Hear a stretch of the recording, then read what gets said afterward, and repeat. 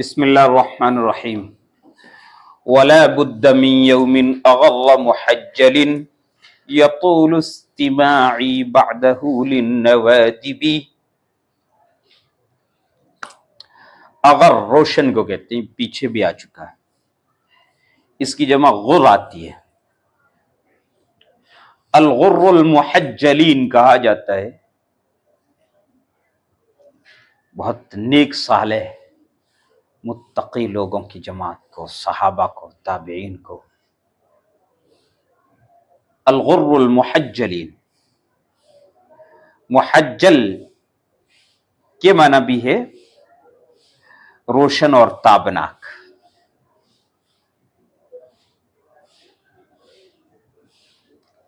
दर हकीकत दोनों घोड़े की सिफत है, अगर भी और मुहज्जल भी। अगर उस घोड़े को कहते हैं जिसकी पेशानी में सफेदी पाई जाती हो, यानी चेहरा काला हो, सियाह हो और पेशानी पर सफेद दाग हो, पेशानी सफेद चमकती है, तब वो काले में सफेद और ज्यादा खूबसूरत दिखता है और ज्यादा वाज़ेह दिखता है, साफ चमकदार दिखता है, तो उसे कहते अगर, उस घोड़े को। और जिसके पैर सफेद हों उसको कहते मुहज्जल।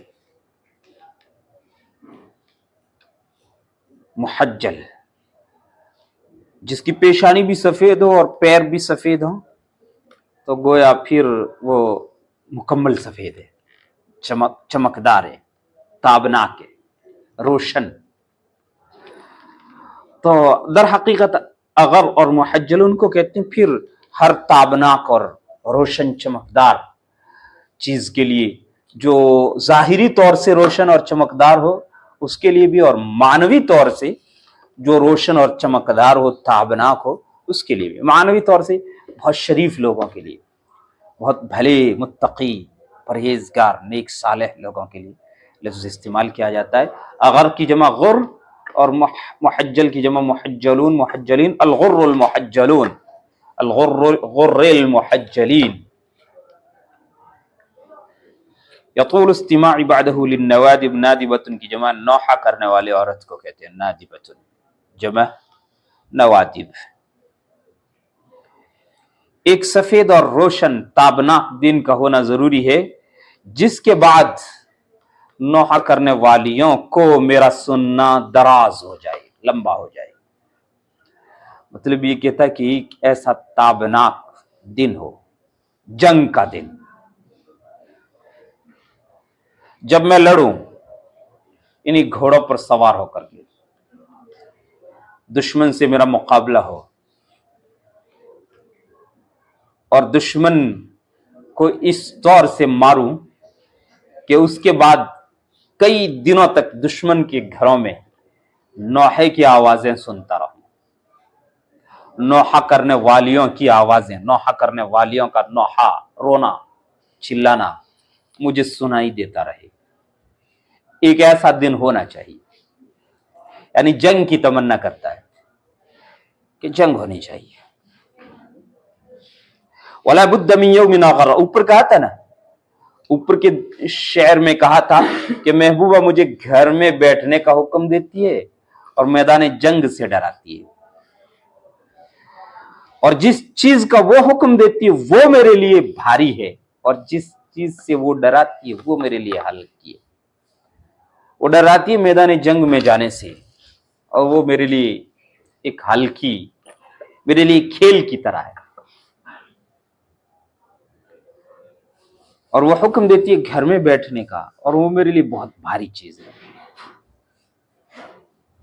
डर के, घबरा के, बुज़दिल बन के घर में कैसे बैठ सकता हूं? उसी की तफसीर में गोया ये शेर कहा है, एक रोशन और ताबनाक दिन का होना जरूरी है। एक ऐसे रोशन और ताबनाक दिन का होना जरूरी है जिसके बाद मेरा नौहा करने वालियों को सुनना दराज हो जाए, जिसके बाद मेरा नौहा करने वालियों को सुनना दराज हो जाए। यहूनु अला मिथली इदा राम हाजतन वक़ूउल अवाली दूनहा वल क़वादिबी। हाना यहूनु मना आसान होना, हाना यहूनु मना आसान होना। इसी से सिफत का सिगा था हय्यनुन, आसान को कहते हैं हय्यन, अल अम्रुल हय्यन। राम हाजतन, राम यरूम रौमन का माना तलब करना। वक़ूउल अवाली, अवाली नेज़ों को कहते हैं, और क़वादिब काटने वाली तलवारों को कहते हैं। दूनहा हा ज़मीर का मर्जा है हाजा, हाजा।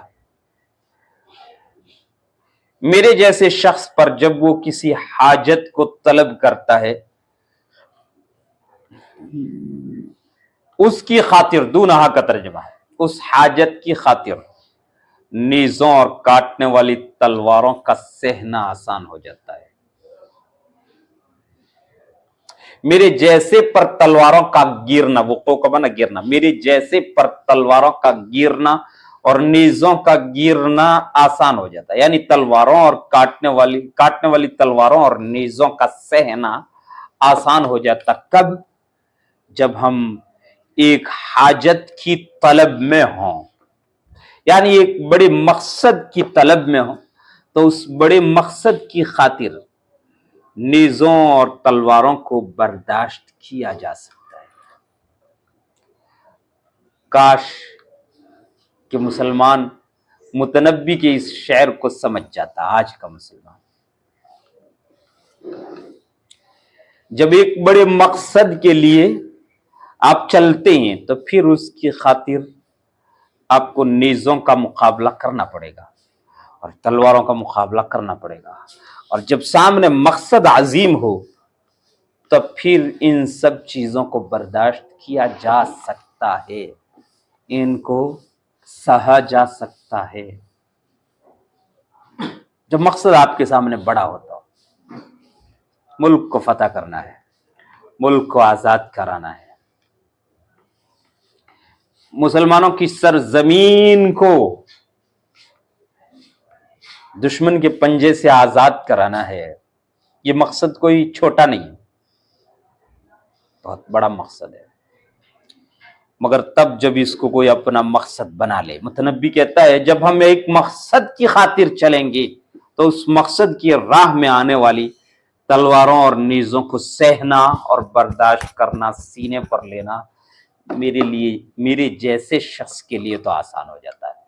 यहूनु अला मिथली इज़ा राम हाजतन, मेरे जैसा शख्स जब किसी हाजत को तलब करता है, तो उसके लिए उस हाजत की राह में नेज़ों और तलवारों को सहना आसान हो जाता है। वक़ूउल अवाली दूनहा वल क़वादिबी, नेज़ों और काटने वाली तलवारों को उसकी खातिर सहना, बर्दाश्त करना आसान हो जाता है।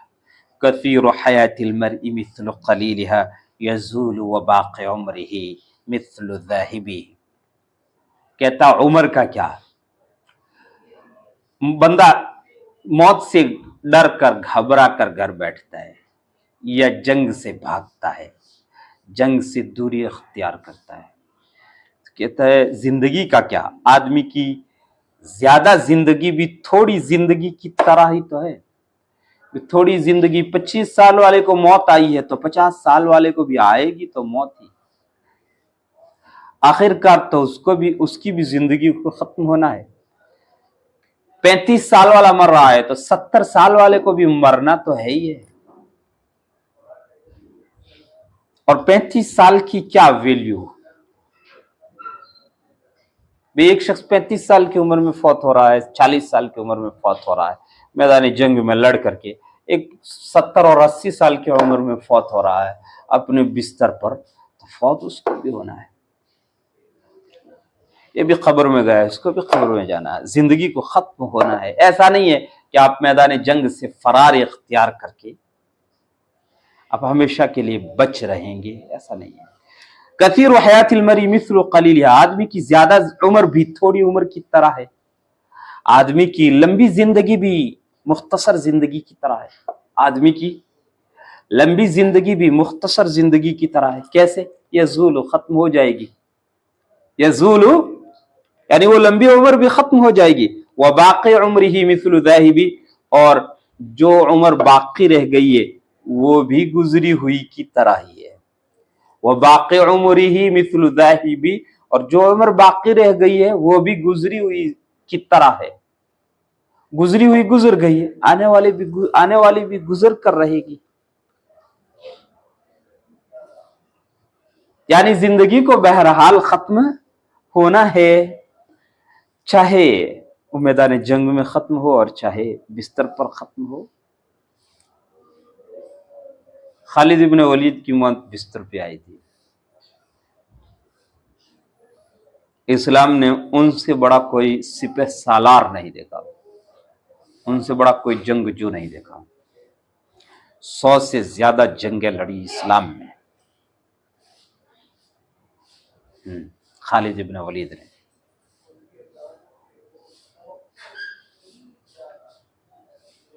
और ऐसी ऐसी जंगें लड़ी जिन जंगों को कहा जाता है हुरूबन ताहिना, पीस देने वाली जंग,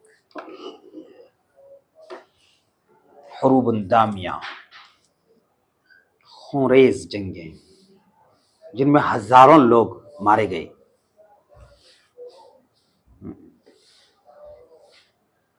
तो जंग में जाने वाला मर जाता है ऐसा जरूरी नहीं है, और घर में रहने वाला हमेशा रहता है ऐसा भी जरूरी नहीं है। मौत तो आनी है। मुतनब्बी कहता है चाहे कहीं मरो, मर के रहोगे, चाहे बिस्तर पे मरो, चाहे मैदान जंग में मरो। मैदान जंग में मरो तो इज्जत है, और बिस्तर पे मरने में कोई इज्जत नहीं है। इलैकी फइन्नी लस्तु मिम्मन इज़ा तक़ा इदाद लफ़ाई नाम फ़ौक़ लक़ारिबी। इलैकी, ये इसमें फ़ेल है बाज रह के माना में। इलैका, इलैकी, इलैकुम, इलैकुमा जैसा मुखातब होगा वैसा इस्तेमाल किया जाएगा। यहां महबूबा को जो कि खिताब कर रहा है, इलैकी, रहने दे। क्या मैंने रहने दे, क्या रहने दे? महबूबा कहती है ना जंग में मत जाओ, लड़ाई करने के लिए मत जाओ, खत्म हो जाओगे, मौत आ जाएगी।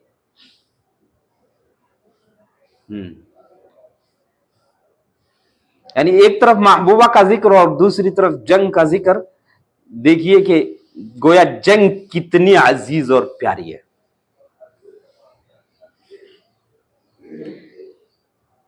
उसके मुकाबले में महबूबा भी कुछ नहीं है। महबूबा ये कहती है कि मत जाओ, घर में रहो, हमारे पास रहो। इश्क और मोहब्बत की जिंदगी जियो, और जिंदगी ये कहती है कि मैदान जंग में जाओ। तो खिताब उसी को है कि इलैकी, रहने दे। फ़इन्नी लस्तु मिम्मन इज़ा तक़ा इदाद लफ़ाफ़। अद्द या अद्द के माना काटना, डसना।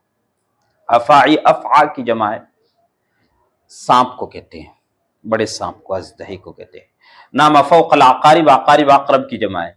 रहने दे, मैं उन लोगों में से नहीं हूं जो सांप के डसने से बचकर बिच्छुओं पर सो जाए, जो सांप के डसने से बचकर बिच्छुओं पर सो जाए, मैं उन लोगों में से नहीं हूं। यानी मैदानी जंग मुसीबत है तो घर में रहना उससे भी बड़ी मुसीबत है। मैदानी जंग अगर एक मुसीबत है तो घर में बैठ के रहना घबरा करके, बुज़दिल बन करके, उससे भी बड़ी मुसीबत है।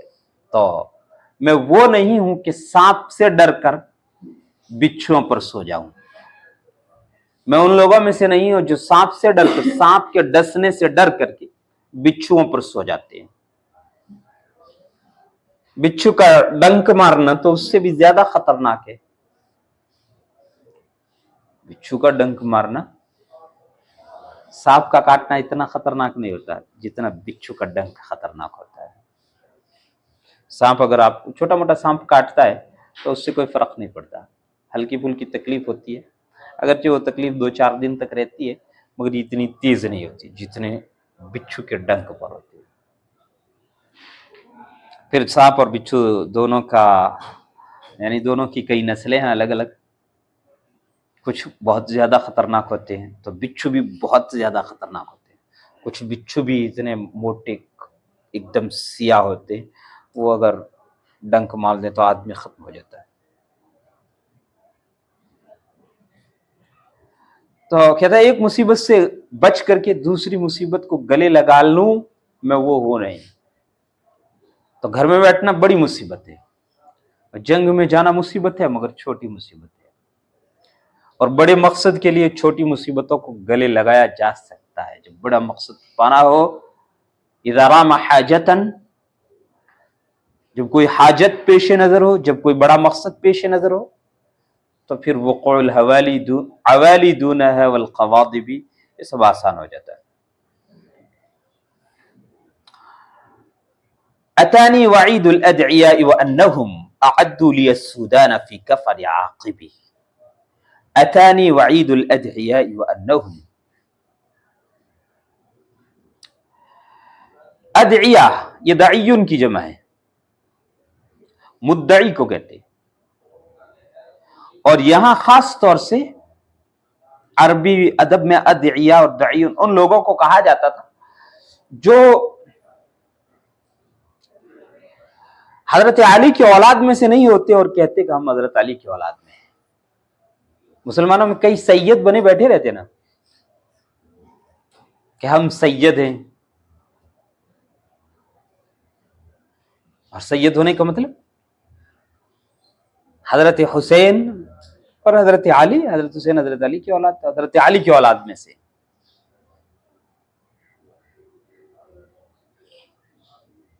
तो वो जो झूठे लोग होते थे, झूठा दावा करते थे, उनको कहते थे दाइयुन जमा अदइया। दाइयुन जमा अदइया, मुद्दई और झूठे, मुद्दई और झूठे, मुद्दई और झूठों से मुराद ये है। और फिर आमतौर से झूठे लोगों के बारे में ये इस्तेमाल होने लगा। अअद्दू लियस्सूदान, सूदान कहते हैं ये काले लोगों को कहते हैं, सूदानियुन। सवाद सियाही, अस्वद उससे काला, जमा उसकी सूद, फिर सूद से सूदान, और फिर सूदानियुन वगैरह वगैरह ये अल्फाज उससे। सूडान एक मुल्क है, अब सूडान, वहां के बाशिंदे सब काले हैं, अरबी में उसे सूदान कहते हैं। तो सूदान का मतलब है काले, काले लोग जो बड़े मजबूत होते हैं, जिस्म और जुस्से में बहुत मजबूत होते हैं वो। और कफर आकिब ये एक गांव का नाम है, कफर आकिब इस्म क़रियतिन बिश्शाम, मुल्क शाम में एक गांव का नाम है। मेरे पास झूठे लोगों की धमकी आई है, वईद धमकी को कहते हैं। वईद, वईद किसको कहते हैं? वादा और वईद। वादा का मतलब होता है कोई अच्छा वादा करना, और वईद का मतलब होता है कोई धमकी देना, तो वहां मिल लूंगा आपसे।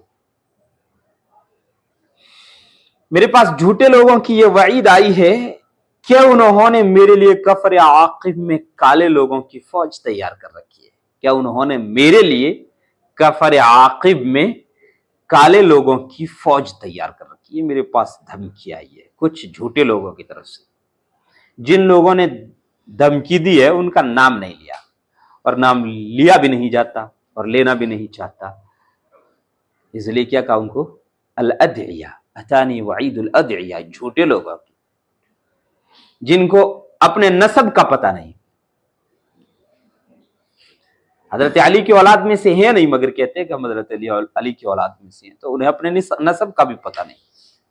ऐसे झूठे लोगों की मेरे पास धमकी आई है, ये क्या उन्होंने कफर आकिब में मेरे लिए काले लोगों की फौज तैयार कर रखी है, अअद्दू तैयार कर रखी है मेरे लिए, कफर आकिब में काले लोगों की फौज तैयार कर रखी है।